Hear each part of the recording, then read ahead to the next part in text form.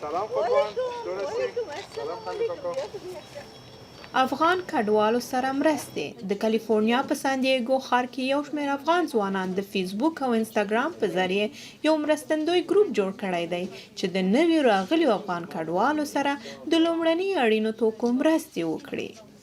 د اګست 28 نه تر اوسه پورې مونږ 102 کسان مونږ سره راټول شوي والنټیران دي چې تقریبا سلګونو افغانانو سره مونږ مرسته کړې چې دي کې ماشومان دي مشران کشران نر ښځې ټول دي. د اګست میاشت څخه تر دې دمه پورې کالیفورنیا ته شاوخوا 15200 افغان کډوال راغلي دي چې ډېر شمېر یې د سان دیګو ښار ته راوستل شوي دي. کله چې کډوال دې ایالت ته راځي په عمومي توګه شاوخوا د 2 اونیو څخه نیولی تر 1 میاشتې پورې وخت نیسي چې حکومتي مرستې ترلاسه کړي. دا ګروپ هلې ځلې کوي چې لومړنۍ اړینې مرستې د نوو راغلیو افغانانو سره وکوي. مونږ سره یو پاکیج دی د ویلکم پاکیج په نوم چې هغوی کې د کور تاسو څنګه چې ولیده ضرورت دي هغه مونږ ورته فراهم کوو او په عین زمان کې په دوی چې دی اوس په هوټلونو او موټلونو کې اوسیږي نو مونږ غواړو چې دې وخت کې چې دوی د ژبې مشکلات لري د کور مشکلات لري د اقتصادي مشکلات لري د موټر نه لري د رفت آمد لپاره افتخاري کارمندان چې دي چې دوی مونږ سره دي په همدغه برخه کې ډېر زیات ګډون کوي او مرسته کوي. د غلامي شپږ کسیزه کورنۍ یو له هغه نوي راغلي کورنیو څخه ده چې تازه له پوځي کمپونو څخه د سان دیګو ښار ته راوستل شوې ده.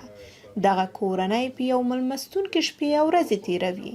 د دغې کورنۍ غړي هم د افغانانو د مرستندوی ګروپ له مرستې څخه برخمن شوي دي. ما وقتی که آمدیم واقعا افغانای ما از ما بسیار خوب پذیرایی کرد دیگه. بعضی کمک‌های اولیه که ضرورت داشت واقعا برای ما فراهم کردن دیگه، از قبیل لباس، خوراک، به حساب وسایل طفلانه چیزا به حساب برای ما کمک کردن. تیموري بل افغان د خپلې کورنۍ سره د ښار ته راغلی دی او د یاد مرستندوی ګروپ له مرستې څخه خوشحاله دی. بسیار پذیرایی خوب، بسیار پیشونیواز، با لطف خوش. ما ازشون بسیار تشکر میکنیم. زنده باشن، خیر ببینن، همراه ما کمک کردن، چیزی که در دسترسشون بود به ما کمک کردن. په کالیفورنیا کې د ساکرامنتو ښار څخه نیولی تر سان فرانسیسکو، لوس انجلس او سان دیګو ښارونو پورې د دې ځای افغان اوسیدونکي هلې ځلې کوي چې د نوي راغلیو افغانو کډوالو سره خپلې مرستې وکړي تر څو دوی دلته په دې ایالت کې خپل نوی ژوند پیل کړي. برېښنا تحریک، د امریکا غږ آشنا ټلویزیون، کالیفورنیا، سان دیګو.